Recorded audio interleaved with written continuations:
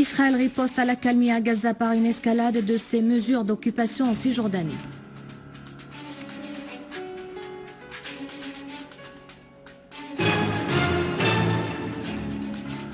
La Russie, il est indispensable de trouver un mécanisme pour rassembler le pouvoir et l'opposition et empêcher l'intervention étrangère en Syrie.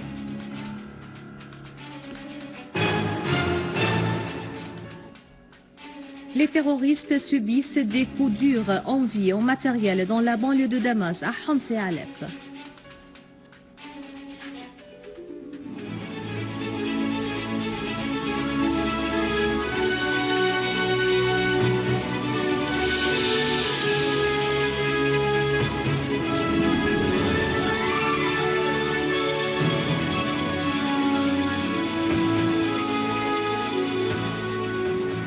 Bonsoir. Après les titres, tout de suite les détails. Le Conseil de sécurité a appelé le gouvernement de l'occupant israélien et les factions palestiniennes à s'engager au paragraphe de l'accord du cessez-le-feu qui est entré en vigueur hier soir. L'accord du cessez-le-feu en question a été conclu hier après 8 jours consécutifs d'agressions israéliennes ouvertes systématiques contre la bande de Gaza, faisant au moins 160 martyrs et plus de 1200 blessés, en majorité des enfants et des femmes. Le communiqué du cessez-le-feu lu hier soir par le président du Conseil, Hardeep Singh, n'a pas mentionné de demandes et de conditions exigées de l'occupant comme la fin du blocus imposé depuis des années à la bande de Gaza.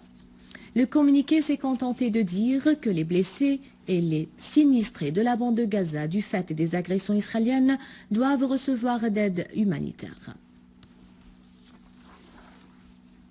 Et en Cisjordanie, quelques heures après l'entrée en vigueur du cessez-le-feu entre l'occupant israélien et les Palestiniens dans la bande de Gaza, les forces de l'occupant ont appréhendé aujourd'hui 55 Palestiniens, dont des députés du Conseil législatif de la Cisjordanie à travers les différentes zones et secteurs des territoires palestiniens occupés. Les forces de l'occupant ont investi aujourd'hui à l'aube la localité de Araba à Jénine, où elles ont arrêté 3 Palestiniens après un assaut mené à l'aide des chiens policiers.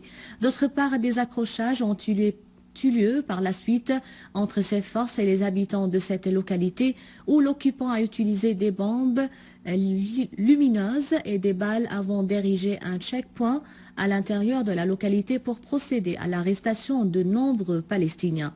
Dans la même foulée, une autre force de l'occupant s'est introduite dans la ville de Bethléem, où plusieurs maisons ont été perquisitionnées et d'autres jeunes Palestiniens ont été aussi appréhendés à Zababdé, à Qabatia et à Moussalas al-Shuhada.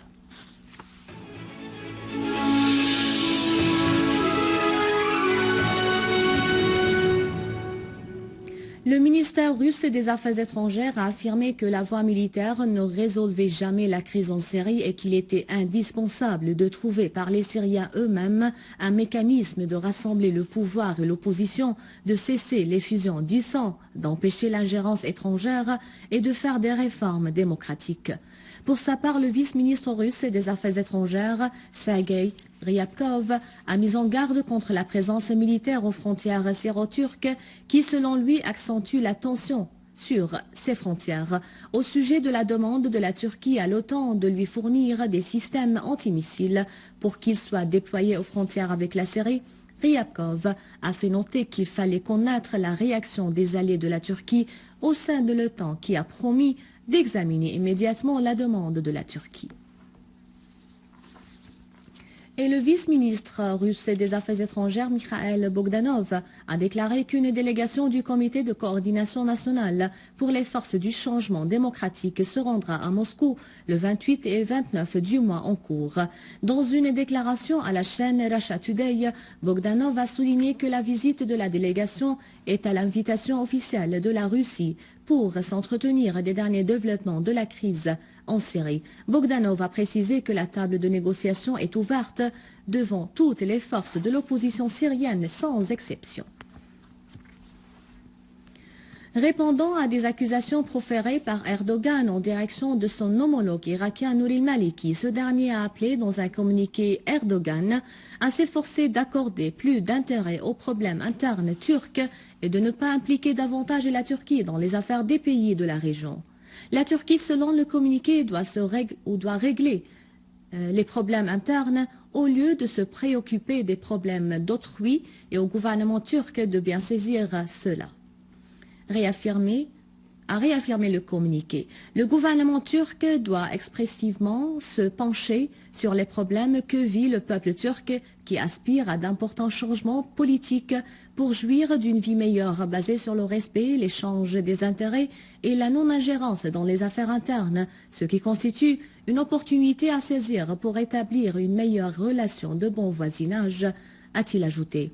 Répliquant à ces déclarations, Al-Maliki a profité de l'occasion pour dire que la guerre civile en Irak n'aura pas lieu grâce à la maturité des Irakiens, leur cohérence et leur unité interne ainsi que leur solidarité nationale, précisant que la guerre pétrolière prédite par Erdogan entre la province du Nord et l'autorité fédérale à Bagdad n'est pas permise et le gouvernement fédéral préservera le pétrole en tant que richesse et bien de tous les Irakiens.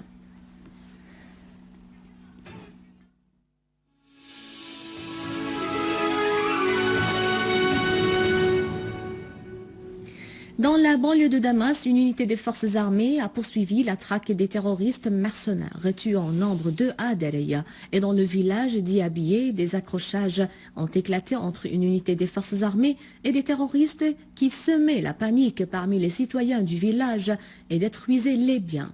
Une source haut placée a indiqué que des terroristes mercenaires, dont certains sont de nationalité non syrienne, avaient été liquidés dans ces affrontements. Parmi ces terroristes, l'on a identifié le Jordanien Mohamed Fahed, nommé Abu Ali, et Ain Talma, dans la banlieue est de Damas. Une unité des forces de l'armée a neutralisé un groupe terroriste près du pont Al-Ghaïda. Le leader de ce groupe, connu sous le nom Al-Hout, a été tué dans cette opération de l'armée, indique une source haut placée. À Homs, des accrochages ont opposé une unité des forces de l'armée à des terroristes dans le quartier Jouret al-Shayyah. Une source au gouvernorat à Homs a déclaré que des terroristes avaient été tués et blessés dans ces affrontements. D'autres terroristes armés ont été arrêtés dans une opération spécifique de l'armée dans le quartier Babhoud, également à Homs.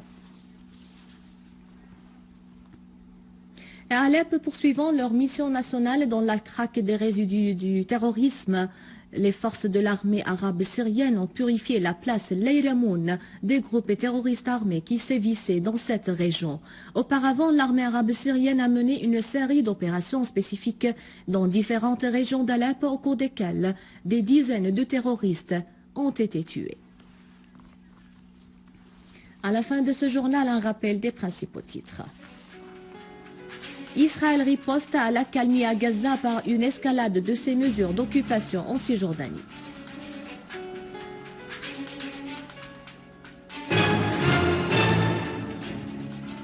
La Russie, il est indispensable de trouver un mécanisme pour rassembler le pouvoir et l'opposition et empêcher l'intervention étrangère en Syrie.